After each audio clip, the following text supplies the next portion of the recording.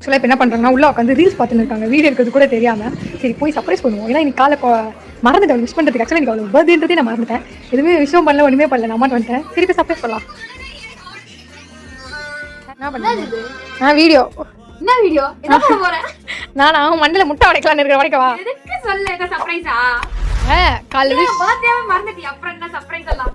சரி நான் தெரிஞ்ச அப்புறம் என்ன இருக்கு சொல்லு. உனக்கு தேவையான ஒண்ணு இருக்கு.